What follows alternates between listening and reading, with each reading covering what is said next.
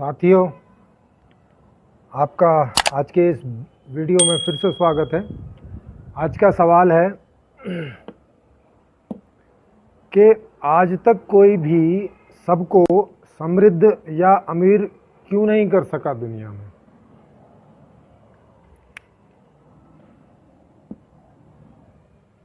कि इतने सारे महान पुरुष हुए, अध्यात्म में भी हुए, समाज में भी हुए, बड़े बड़े चिंतक हुए, बड़े बड़े दार्शनिक हुए, और केवल भारत में ही नहीं पूरी दुनिया में हुए। इतना विज्ञान भी उन्नत हो चुका है, तो उसके बावजूद भी ऐसा क्या कारण है कि जो कोई सबको अमीर या समृद्ध या सुखी नहीं कर सका। तो क्यों, क्या कारण है इस बात का? क्योंकि कोशिश तो बहुत लोग कर रहे हैं, मेहनत भी बहुत लोग कर रहे हैं। भारत में ढूंढोगे तो एक लंबी लिस्ट निकल आएगी। महात्मा गांधी, जवाहरलाल नेहरू, सुभाष चंद्र बोस, आर्थिक में भी बड़े बड़े इकोनॉमिस्ट हैं भारत में, जिनका यहाँ सबका नाम लिखूं तो पूरा बोर्ड भर जाएगा। पूरी दुनिया में बहुत सारे हैं। राजनेता भी बड़े ऊंचे ऊंचे हुए और अभी भी हैं। भारत में बोला जाए तो जैसे मोदी जी हैं, बहुत कोशिश कर रहे हैं, 6 साल उनको हो चुके हैं, और उसके बावजूद जीडीपी सबसे निचले स्तर पर इस समय चल रही है। और यही नहीं, पूरे विश्व में यही हाल है कुल मिला के। तो क्या कारण है कि इतना सब ज्ञान विज्ञान होने पर भी केवल कुछ ही 2, 4, 5, 10% लोग ही अमीर हो पाते हैं और 90% लोग गरीब रह पाते हैं? क्या कारण है इस बात का? 10% जनता ही अमीर हो पाती है और 90% जनता गरीब रहती है। या इसमें बोलें कि 30% जनता कम गरीब होती है और 60% जनता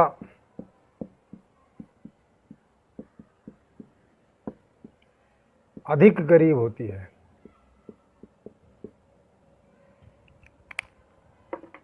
तो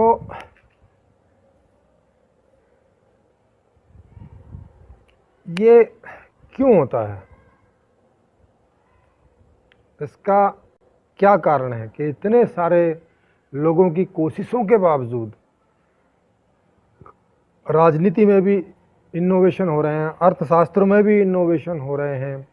हर बार कोई ना कोई आदमी को नोबेल प्राइज़ मिलता है, कोई ना कोई खोज के लिए। अभी इस बार अर्थशास्त्री में खोज के लिए 3 लोगों को नोबेल पुरस्कार मिला। तो क्या कारण है जो इतना प्रयास करने के बावजूद भी हालत ये कि यही बनी हुई है शुरू से लेके अब तक? इसमें कोई 2-4% इधर उधर हो जाता है, मगर यही रहती है।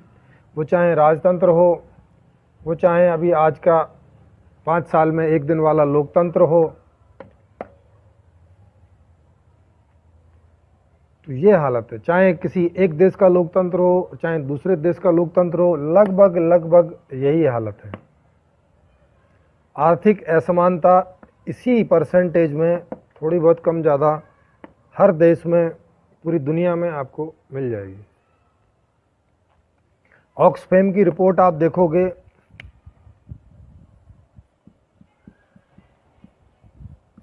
तो उसका कहना है कि पूरी दुनिया में 82% जो धन है वो 1% लोगों के पास है।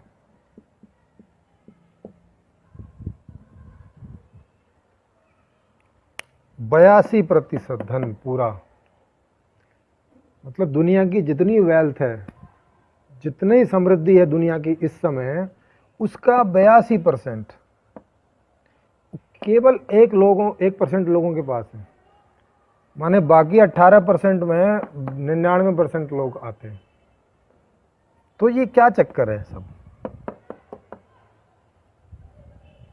इसका मूल कारण क्या है, और क्या वो इसका मूल कारण जान सके हैं? और अगर जान सके हैं तो उसको अब तक दूर क्यों नहीं किया जा सका? क्या ये ऐसा कारण है जिसको दूर नहीं किया जा सकता? तो इस पर ही हम अभी फोकस डालेंगे। अब हम उस कारण पर फोकस करते हैं कि वो कारण क्या है, और फिर उसको आज तक क्यों नहीं दूर कर सके, उस पर नज़र दौड़ाते हैं। और क्या उसको दूर किया जा सकता है, और यदि दूर किया जा सकता है तो कैसे? आज के वीडियो में इसी पर ही फोकस रहेगा। अब आप जानते होंगे कि आज तक का जो अर्थशास्त्र है उसका एक मूल नियम है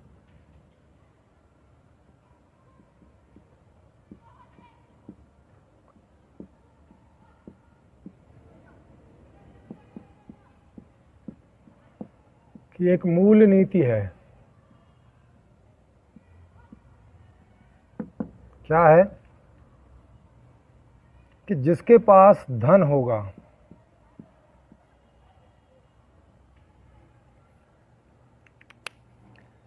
वो बाजार में जाके खरीदारी कर सकता है।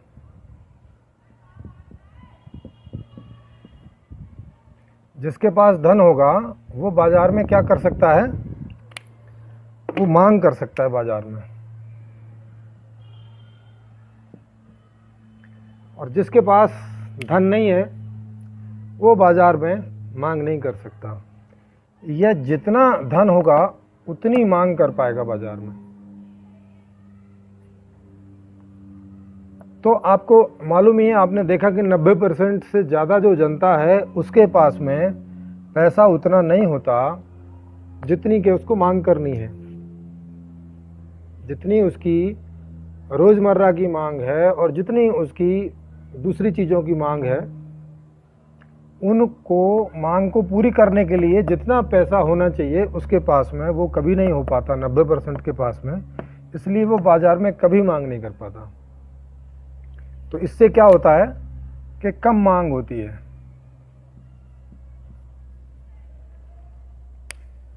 बाजार में मांग कम होती है।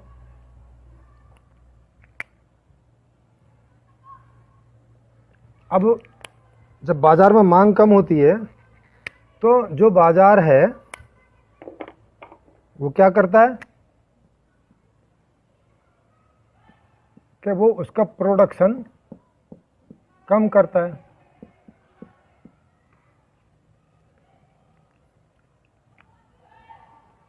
भाई जितनी मांग होगी, अब कम मांग होगी तो प्रोडक्शन भी कम ही होगा।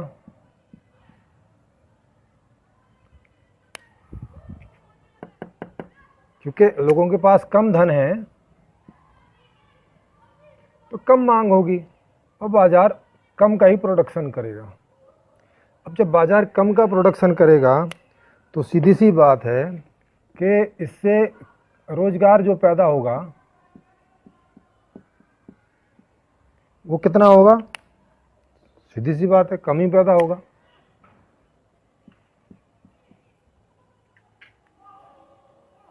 होगा कि नहीं होगा? साथियों, आपका आज के इस वीडियो में फिर से स्वागत है। आज का सवाल है कि आज तक कोई भी सबको समृद्ध या अमीर क्यों नहीं कर सका दुनिया में?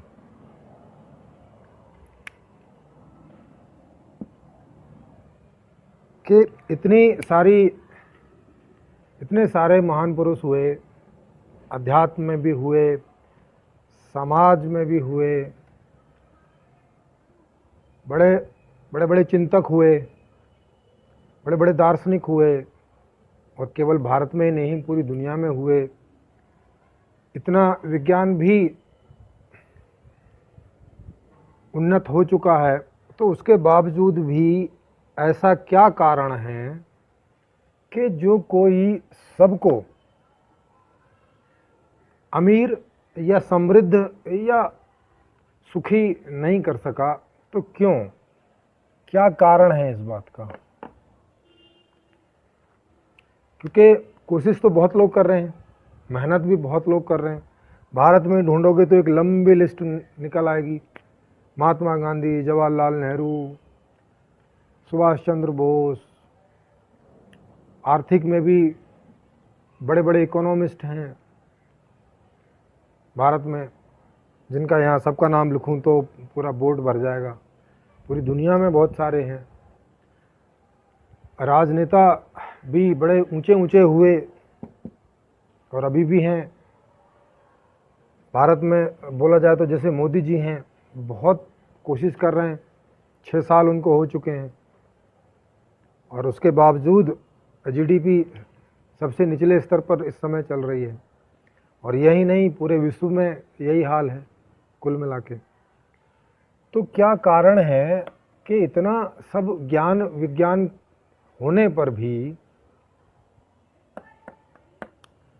केवल कुछ ही 2, 4, 5, 10% लोग ही अमीर हो पाते हैं और 90% लोग गरीब रह पाते हैं? क्या कारण है इस बात का? 10% जनता ही अमीर हो पाती है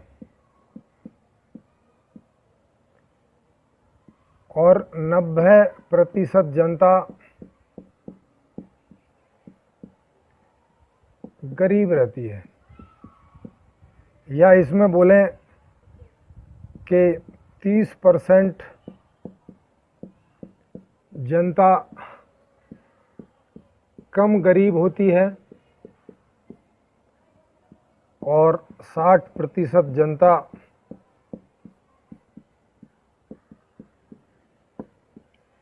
अधिक गरीब होती है।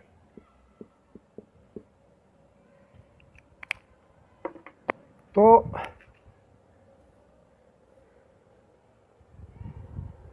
ये क्यों होता है? इसका क्या कारण है कि इतने सारे लोगों की कोशिशों के बावजूद राजनीति में भी इनोवेशन हो रहे हैं, अर्थशास्त्र में भी इनोवेशन हो रहे हैं। हर बार कोई ना कोई आदमी को नोबेल प्राइज़ मिलता है, कोई ना कोई खोज के लिए। अभी इस बार अर्थशास्त्री में खोज के लिए 3 लोगों को नोबेल पुरस्कार मिला। तो क्या कारण है जो इतना प्रयास करने के बावजूद भी हालत ये कि यही बनी हुई है शुरू से लेके अब तक? इसमें कोई 2-4% इधर उधर हो जाता है, मगर यही रहती है। वो चाहे राजतंत्र हो, वो चाहे अभी आज का 5 साल में 1 दिन वाला लोकतंत्र हो, तो ये हालत है। चाहे किसी एक देश का लोकतंत्र हो, चाहे दूसरे देश का लोकतंत्र हो, लगभग यही हालत है। आर्थिक असमानता इसी परसेंटेज में थोड़ी बहुत कम ज़्यादा हर देश में, पूरी दुनिया में आपको मिल जाएगी। ऑक्सफैम की रिपोर्ट आप देखोगे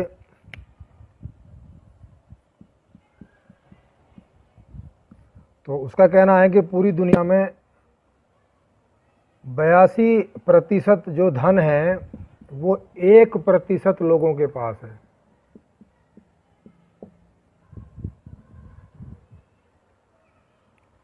82% धन पूरा, मतलब दुनिया की जितनी वेल्थ है, जितनी समृद्धि है दुनिया की इस समय, उसका 82% केवल 1% लोगों के पास है। माने बाकी 18% में 99% लोग आते हैं। तो ये क्या चक्कर है सब? इसका मूल कारण क्या है और क्या वो इसका मूल कारण जान सके हैं? और अगर जान सके हैं तो उसको अब तक दूर क्यों नहीं किया जा सका? क्या ये ऐसा कारण है जिसको दूर नहीं किया जा सकता? तो इस पर ही हम अभी फोकस डालेंगे। अब हम उस कारण पर फोकस करते हैं कि वो कारण क्या है और फिर उसको आज तक क्यों नहीं दूर कर सकें, उस पर नज़र दौड़ाते हैं और क्या उसको दूर किया जा सकता है, और यदि दूर किया जा सकता है तो कैसे। आज के वीडियो में इसी पर ही फोकस रहेगा। अब आप जानते होंगे कि आज तक का जो अर्थशास्त्र है उसका एक मूल नियम है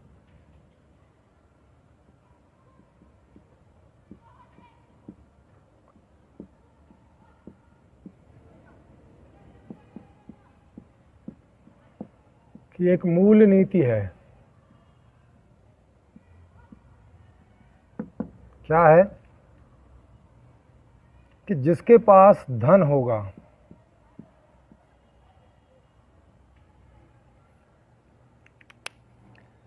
वो बाजार में जाके खरीदारी कर सकता है।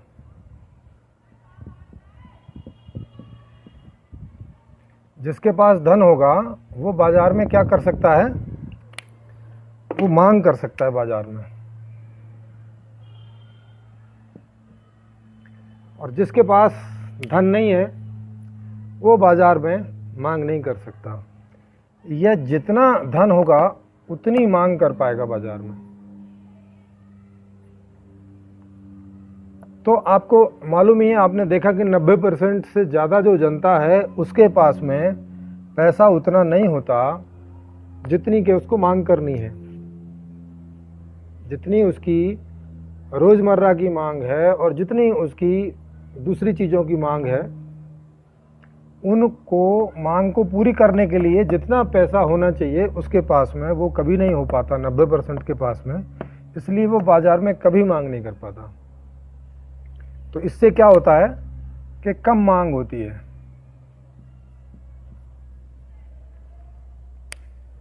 बाजार में मांग कम होती है।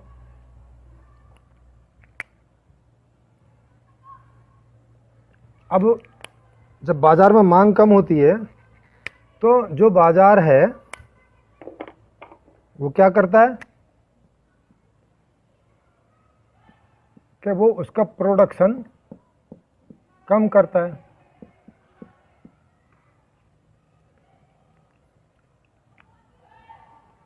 भाई जितनी मांग होगी, अब कम मांग होगी तो प्रोडक्शन भी कम ही होगा।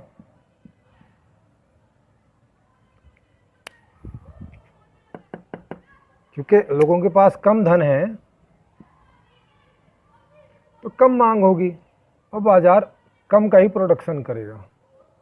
अब जब बाजार कम का प्रोडक्शन करेगा तो सीधी सी बात है कि इससे रोजगार जो पैदा होगा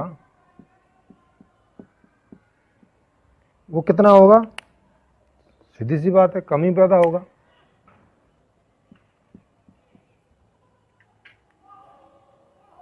होगा कि नहीं होगा? कम धन है तो कम मांग होगी, कम मांग होगी बाजार में तो प्रोडक्शन कम करेगा बाजार, प्रोडक्शन कम करेगा तो रोजगार पैदा कम होगा।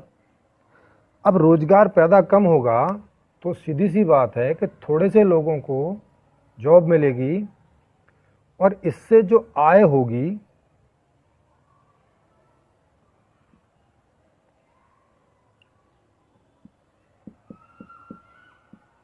वो भी कमी होगी।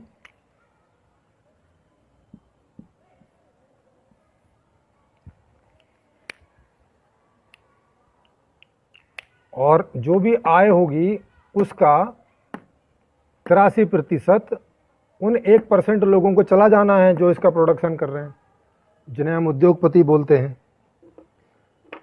तो ज़्यादातर लोगों के पास में केवल 18% आय आएगी, थोड़े से, और थोड़ी मांग होगी, थोड़ा प्रोडक्शन होगा, फिर रोजगार भी इससे कम निकलेगा, फिर आय भी कम होगी। तो अब इससे क्या होगा कि बेरोजगारी ज़्यादा हो जाएगी।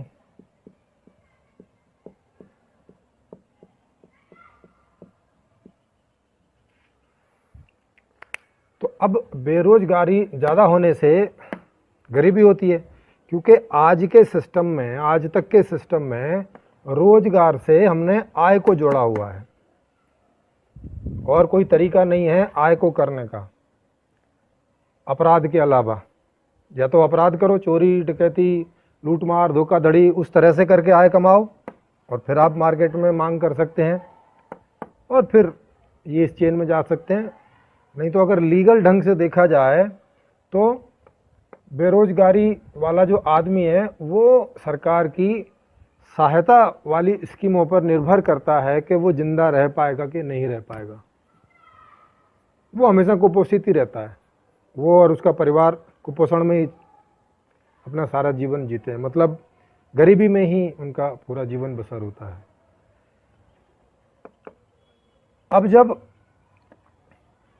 कम मांग होगी, कम प्रोडक्शन होगा, कम रोजगार होगा, तो सीधी सी बात है कि सरकार के पास में टैक्स भी जो है वो कम ही आएगा।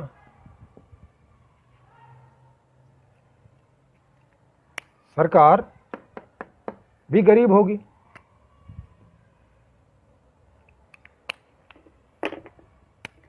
तो गरीब देश की गरीब सरकार।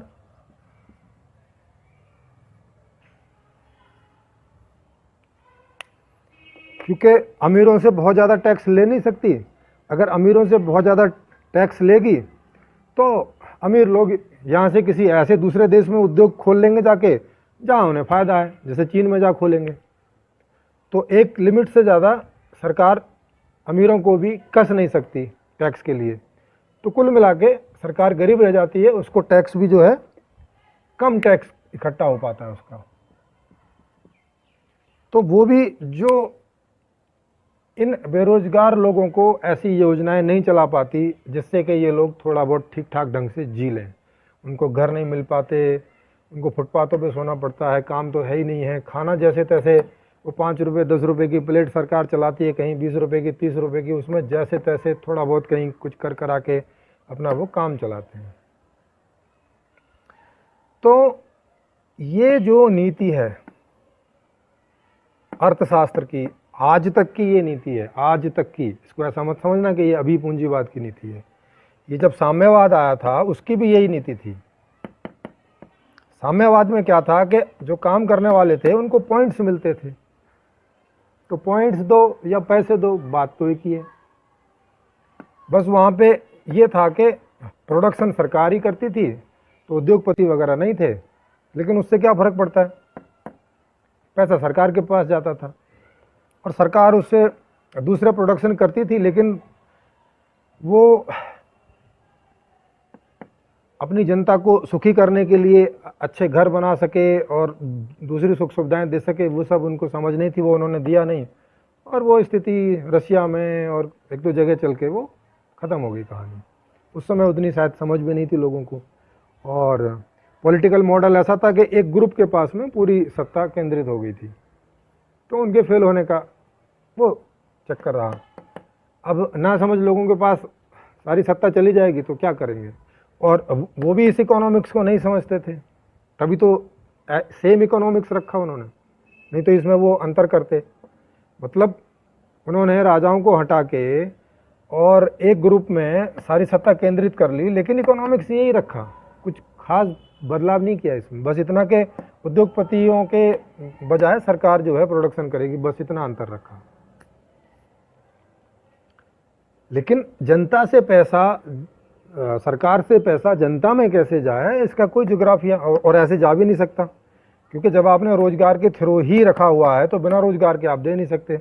और रोजगार में तो एक तो ये हो गई, और दूसरी प्रॉब्लम क्या थी कि श्रम का मूल्यांकन।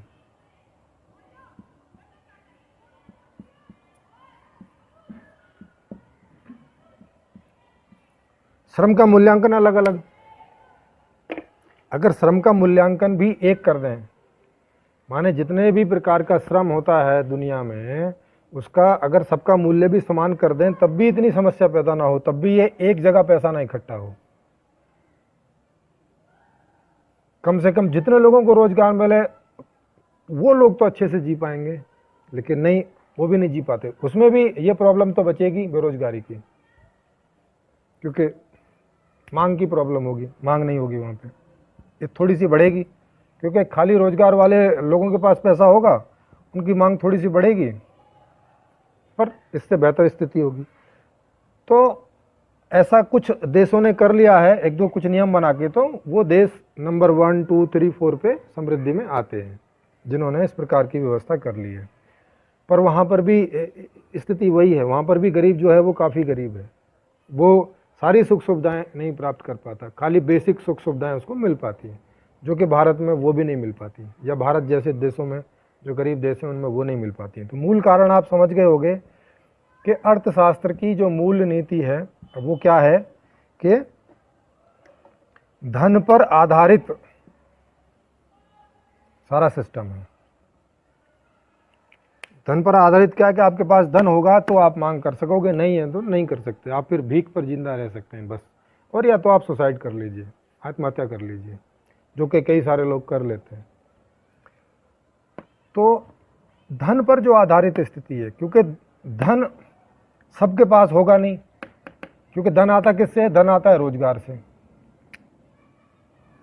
आय जो है ये रोजगार से जुड़ी हुई है, और रोजगार सीधा सा है, वो जुड़ा हुआ है प्रोडक्शन से, मांग से। माने कम मांग रहेगी तो कम ही रोजगार रहेगा, जब कम रोजगार रहेगा तो फिर कम आय होगी, और ये जो चक्र है ये इसी प्रकार चलता रहेगा जब तक आप इस नीति को नहीं बदलते। दूसरा कि अगर आप धन रखेंगे तो श्रम का मूल्यांकन हो ही जाएगा, इससे आप बच नहीं सकते, इससे नहीं बच सकते, ब्याज से नहीं बच सकते, ब्याजखोरी से। ब्याजखोरी तो आप समझ ही गए होंगे कि पैसे से पैसा कमाने वाली बात, उसमें आप मेहनत भी नहीं करो, बस कैसे ही पैसा आ गया आपके पास किसी प्रकार से, अब बैठ के उसी से अपना दे के कमाते रहो। किसी को 100 रुपये दो और बदले में 125 रुपये ले लो, 110 रुपये ले लो, 115 रुपये ले लो, और 15 रुपये बैठ के आप आराम से खाओ। तो ब्याजखोरी। तो अगर आप धन रखोगे अपनी इकोनॉमी में, तो क्योंकि अब जिन लोगों के पास धन नहीं होगा उन्हें काम करने के लिए धन की जरूरत होगी, या कुछ भी खरीदने के लिए धन की जरूरत होगी, तो वो लोन उठाएंगे, तो लोन तो ब्याज पे मिलेगा, फ्री में कोई लोन क्यों देगा? अगर सरकार भी ब्याजखोरी बंद कर दे बैंकों में, तब भी लोग प्राइवेट रूप से लोन लेंगे, क्योंकि नहीं तो कहाँ से चलाएंगे, फिर इकोनॉमी चलेगी नहीं। क्योंकि लोन की वजह से भी थोड़ी मांग बढ़ पाती है। लोन मतलब क्या कि जो अभी हमने नहीं कमाया है और हम खरीदारी पहले कर लें उससे, जब कमाएंगे तब दे देंगे, इस बात को लोन बोलते हैं। तो अगर लोन की स्थिति भी हटा दी जाए तो ये जो मांग है ये और कम हो जाएगी और गरीबी हो जाएगी, इसलिए लोन को हटा नहीं सकते, तो ब्याजखोरी रहेगी अगर आप धन रखते हैं इस सिस्टम में तो। और श्रम का मूल्यांकन आप मांग और आपूर्ति के आधार से कर रहे हो कि जिस श्रम की मांग ज़्यादा है और आपूर्ति कम है वो महंगा हो जाएगा श्रम, लाखों करोड़ों में उसकी बोली लगेगी, उसकी